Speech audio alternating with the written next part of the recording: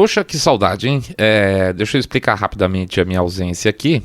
Passei por um processo de mudança e a gente esquece que quando a gente muda, a gente precisa de uma estrutura, que a acústica nova não é igual à acústica antiga, que a tomada não está no lugar onde tinha, que aquela coisa toda. Então você começa no lugar novo, achando que você vai botar o computador e o microfone vai sair falando e aí você quebra a cara. Tem alguns parâmetros aí que a gente tem que ter mínimo, né, para não ficar uma coisa horrorosa, para poder passar a mensagem para vocês.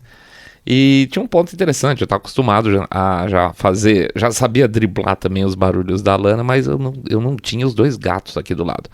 E agora a gente tem dois gatos também, né? E esses dois gatos agora ficam circulando aqui pela sala, porque é muito mais difícil o cachorro você fala, vai pra lá, ele vai, né? O gato ele tá nem aí, nem tchum. Então daqui a pouco pode ser que eu tenha que interromper, corta de vez em quando que o gato sobe na mesa, uma festa, mas uma hora eu chego lá. O fato é, estamos de volta, vamos em frente. Pelo menos agora a gente já tem um canto e vai melhorando aos poucos, né? Muito bem. Eu não vou fazer nesse episódio bola de cristal e eu vou passar poucos fatos hoje. E aí você pode perguntar, poxa, mas se eu sair da bolha, você vai fazer um programa sem fato e sem bola de cristal, você vai fazer o quê, né? Pois é. A gente já falou que o único jeito de fazer bola de cristal, já falou algumas vezes, sem passar vexame, é lógico. Na maior parte das vezes você assumindo projeções a partir de padrões. Se determinadas coisas repetem padrões, é provável que lá para frente isso repita quando as condições se repitam. Daí você acerta a bola de cristal. Ou você faz bola de cristal se você quiser fazer um programa para ganhar audiência monetizada. Isso é muito comum, porque aí você pode chutar qualquer coisa. Faz um título polêmico, bota uma cara de susto na capa e a audiência fica do uhul, o que será que é isso? Tal, enche, dá dinheiro, é só mó legal isso. Só que não é o que vocês encontram aqui, né? Vocês sabem disso. E o preço que a gente decidiu pagar conscientemente é esse mesmo. Menos audiência e não vão ficar ricos fazendo sair da bolha, né? Mas outra questão são os fatos. A velha história de fatos versus narrativas. Ah, mas se eu sair da bolha, eu vi um vídeo, sei lá, chutando aqui uma coisa bem exagerada, tá?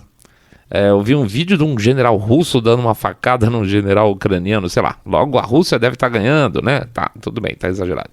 O problema por exemplo, quando você vê o vídeo, você tem certeza que eram generais russos, ucranianos? Você tem certeza que isso não era montagem? Você tem certeza que não sendo montagem, sendo russos e ucranianos, foi dessa semana? Você tem certeza? Tem uma série de coisas que imagens, vídeos e coisas por si só não explicam, né? Não dão condição da gente chegar numa análise. E se não tem como fazer, o máximo que serve para esse tipo de coisa é você colocar numa caixinha e validar mais tarde, tá?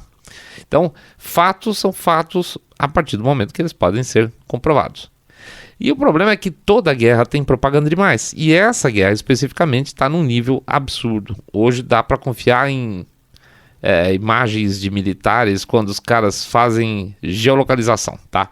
Eles acham lá, pegam aparece o tanque explodindo, tá na cidade tal, naquela esquina, os caras conseguem comprovar ali, eles mostram no mapa mesmo onde é que aconteceu aquele negócio naquele determinado data, estavam lá via mapa, ou Google Maps ou via satélite, tá? Aí aconteceu, senão pode ser qualquer coisa, pode ser outra guerra, outra situação, outro dia, então assim, é muito difícil você ter certeza das coisas que estão sendo apresentadas. Portanto, dentro daquilo que tem sido passado como fatos para nós, um percentual ridiculamente grande é basicamente historinha para boi dormir. Dos dois lados, tá? E que fique bem claro isso, não é só um lado não.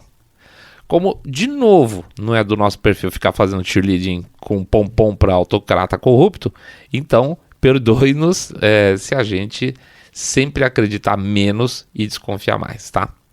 Mais um ponto, e nós já falamos isso N vezes. Quem acha que sabe que o que passa na cabeça do Putin ou do Zelensky está com problema de excesso de autoestima, né? Eu ia falar autoestimativa. A gente não sabe o que passa na cabeça do nosso, sei lá, do nosso chefe na nossa empresa que a gente convive todo santo dia. Às vezes a gente fica na dúvida do que está na cabeça da esposa ou do marido que vocês dormem do lado do outro. Será que ela tá brava comigo e tal? Você não sabe. Então vai saber o que passa na cabeça de dois, de novo, autocratas corruptos, com, no mínimo, sinais de transtorno de déficit de empatia. Não vai, né? Pode apostar todas as suas fichas nisso. Então quem fala que sabe, tá mentindo para vocês.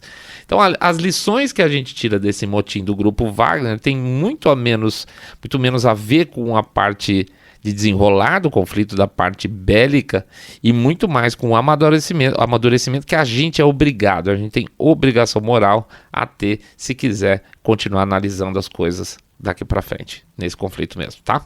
Daqui a pouco a gente volta.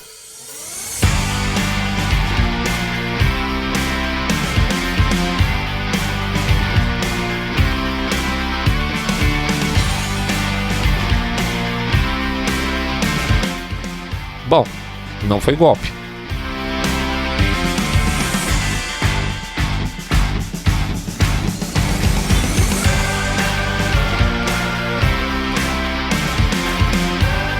Saindo da bolha. Menos notícia, mais informação para você.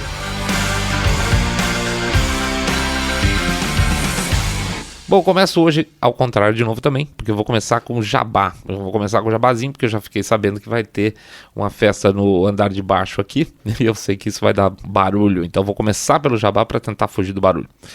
É o seguinte, gente, vou pedir para vocês entrar lá no site www.saindabolha.com.br, clicar no botão follow ou seguir a gente no Spotify, Podcast Addict, Google Podcast, Apple Podcast. Pedir também para dar um share. Antes, pedir para vocês acessarem lá o YouTube, dar um like, comentário e clique lá no sininho.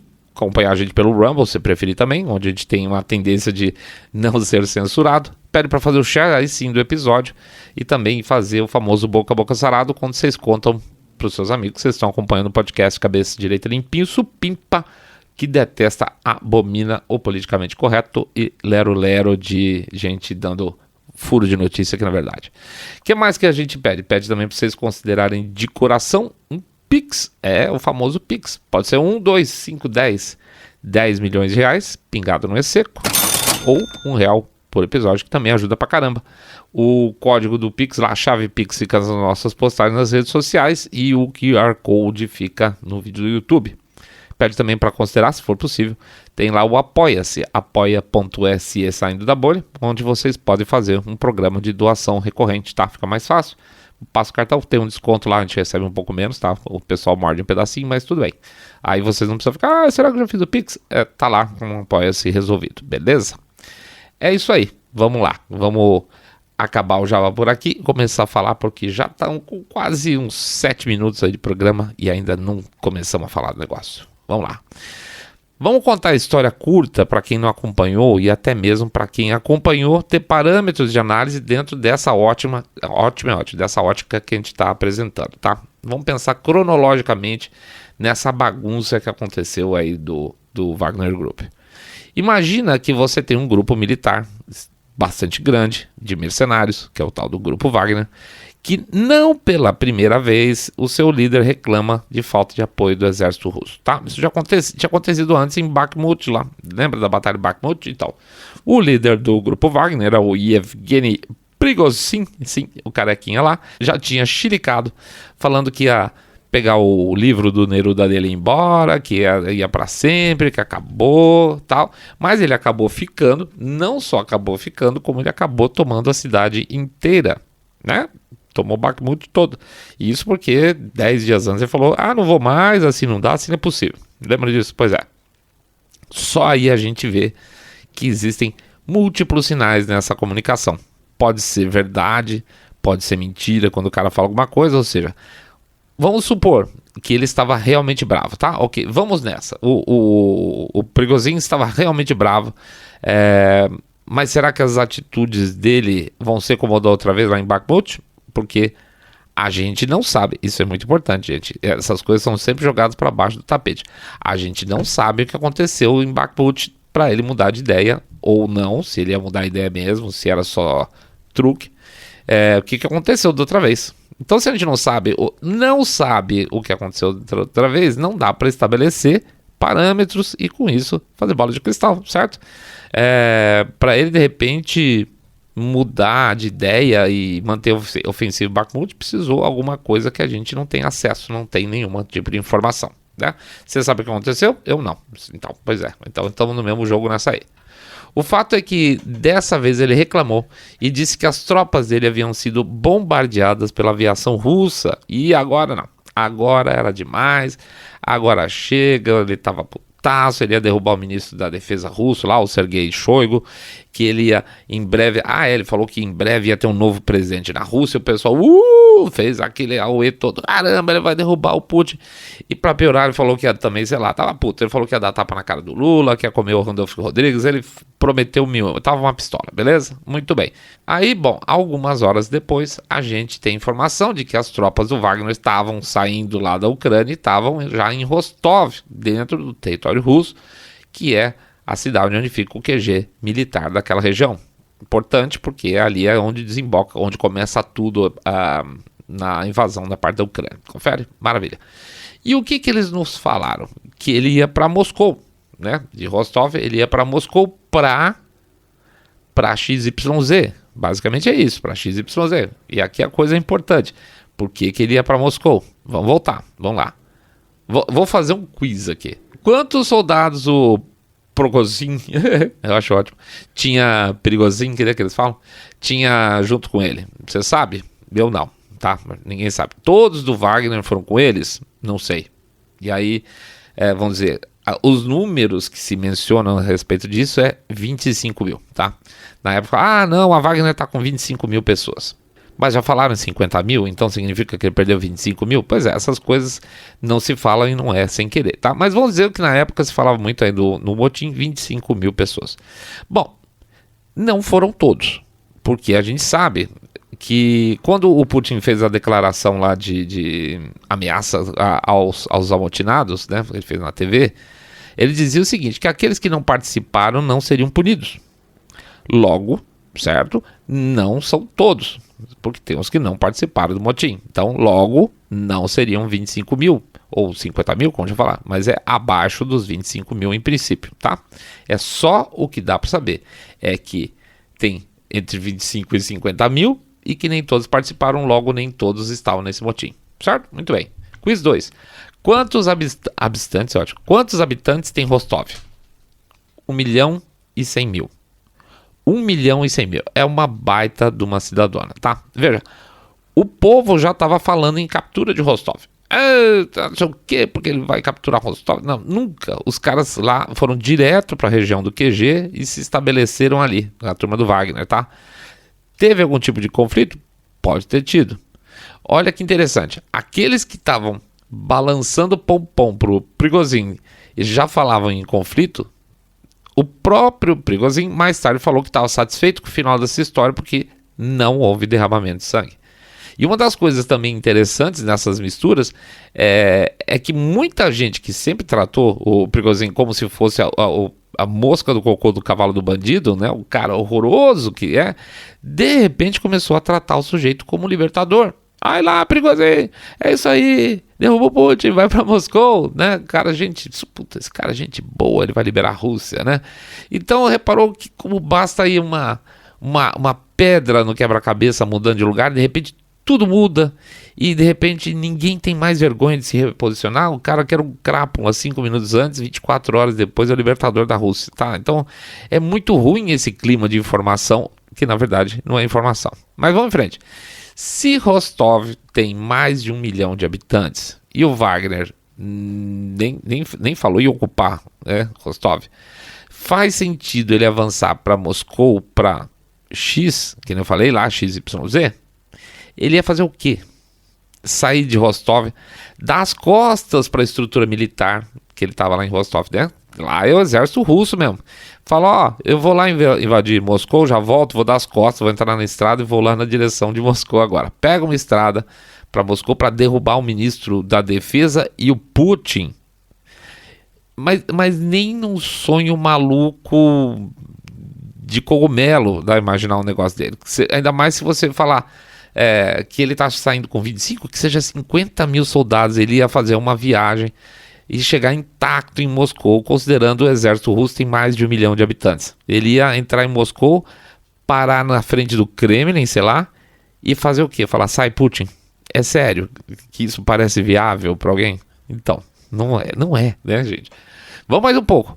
Se você entrar no Google Maps e colocar lá a trajetória por carro, tá? Entre Rostov e Moscou, dá 12 horas de carro. Então, se você pegar a sua esposa, a namorada, seu esposo, namorado, entrar no carro em Rostov e falar, vamos para Moscou? Vamos! Vai demorar 12 horas. E pense algumas coisas sobre isso. Discutir esse, vamos dizer assim, esse trajeto, considerando a logística necessária, é importante. Por quê? O próprio Prigozhin não estava falando que ele não tinha estrutura, que ele estava sendo largado na mão. Ele ia fazer uma coluna de tanques e blindados e subir uma estrada por 12 horas. Combustível, alimentação, 25 mil homens, escaramuças no caminho. Certo? O que ele ia fazer? Ele ia parar num posto BR, enche o tanque, todo mundo aqui atrás, tal. Vamos lá, gente, vamos tomar um café, parar no posto aqui com uma coxinha, tá? Vamos dizer que ainda assim então ele tinha uma estrutura grande por trás para fazer esse avanço para Moscou? Não se sabe. Não se sabe, mas ele alega que ele estava com problema de estrutura, certo? E por estar com problema de estrutura, como é que ele ia atacar Moscou ou chegar no Kremlin? Né? O negócio aqui, vamos dizer assim, aí sim super opinativo, é que esse trecho foi usado basicamente, na nossa opinião, para tempo de negociação. 12 horas de carro, mais então numa coluna de blindados, né?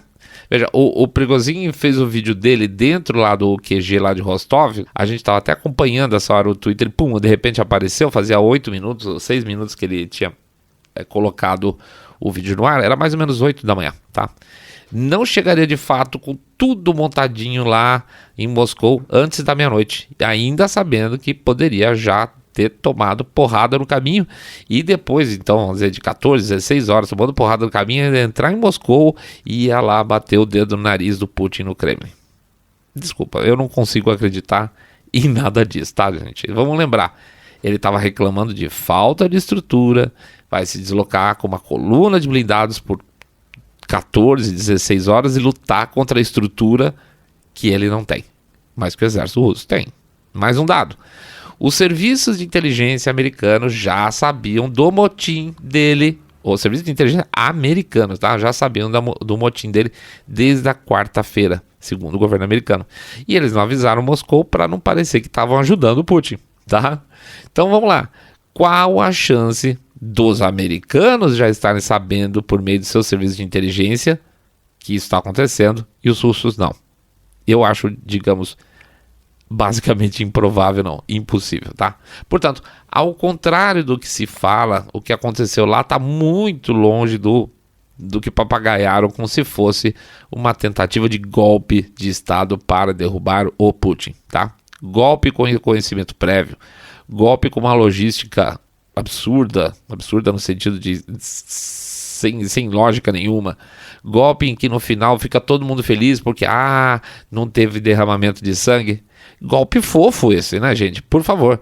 Então nós não estamos falando de golpe nada. O fato é que, em tese, o Prigozhin e o Lukashenko, o presidente lá da Bielorrússia, negociaram a paz, vamos chamar assim, a pedido do Putin.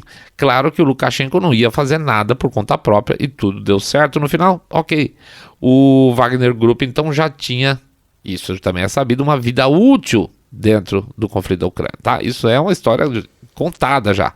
Os mercenários contratados nos presídios, eles lutam por 1 ano. Se eu não estiver enganado, depois de 1 ano sai liberado.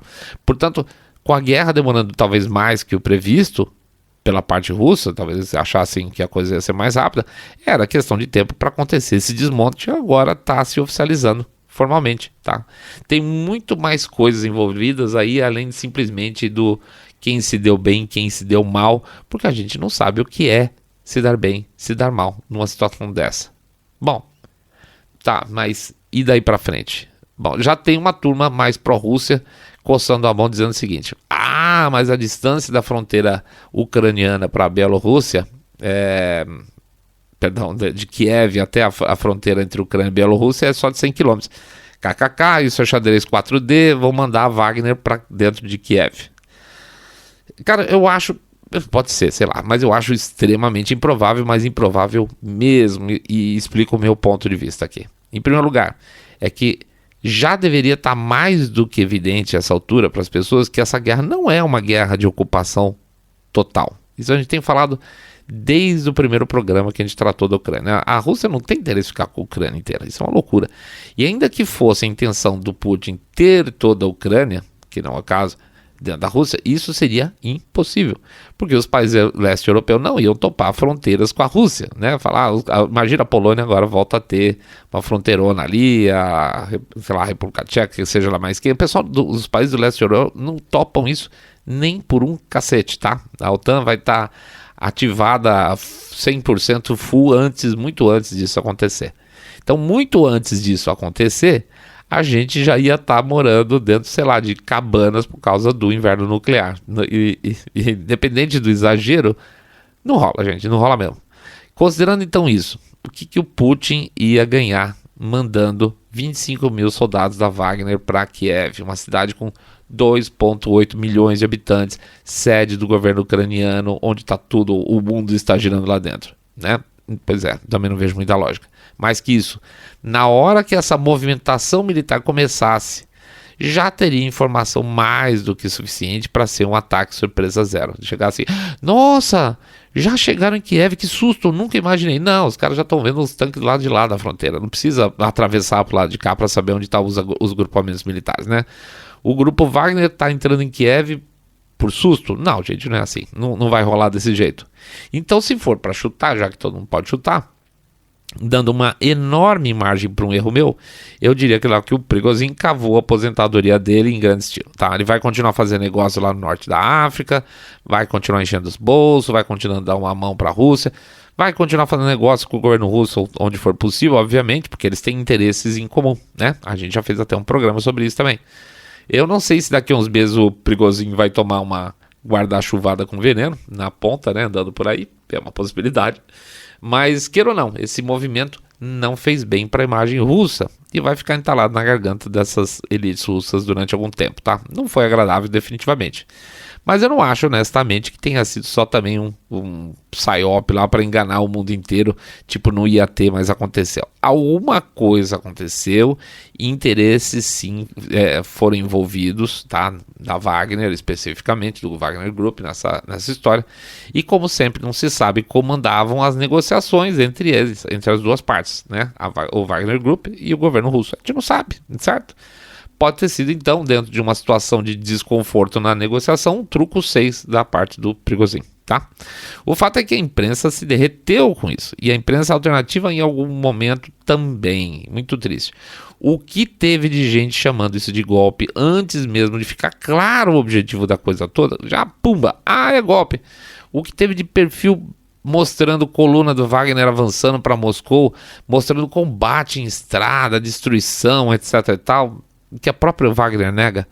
Escaramuças pode ter acontecido? Pode, talvez na fase inicial lá quando entraram em Rostov, mas não sistematicamente. Não, senão a coisa não tinha acabado do jeito que acabou, tão fofa, tá?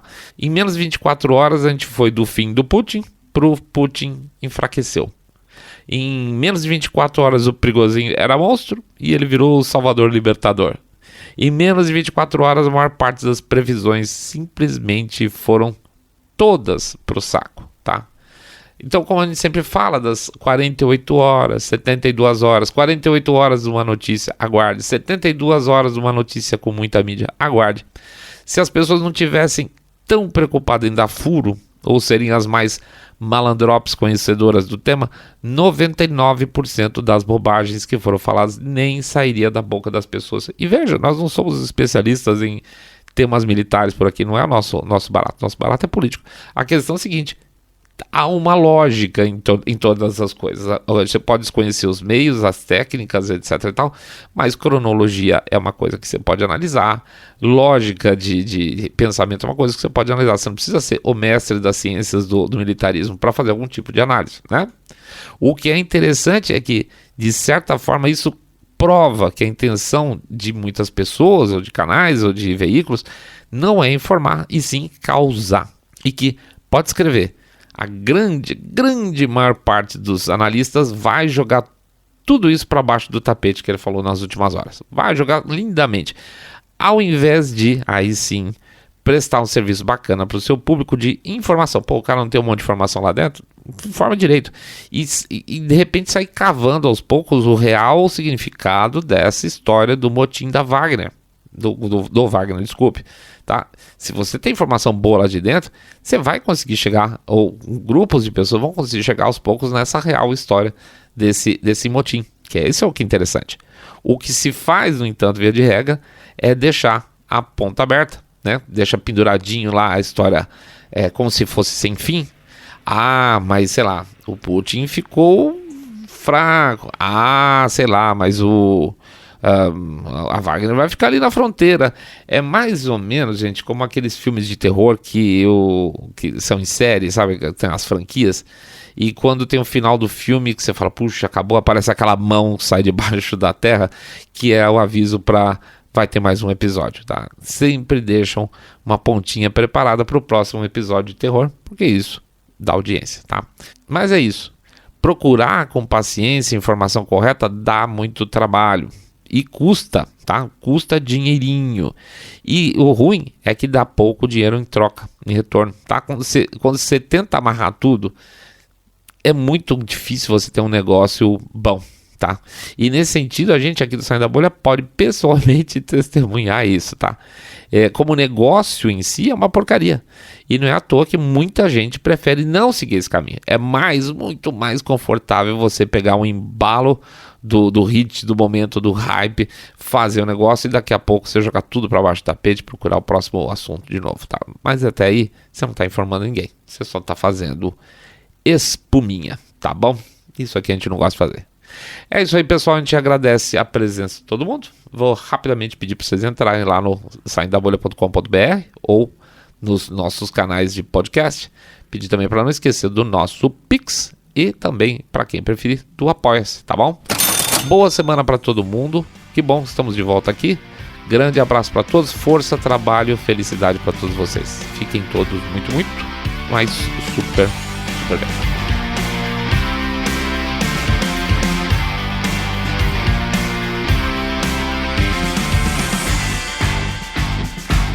Saindo da Bolha.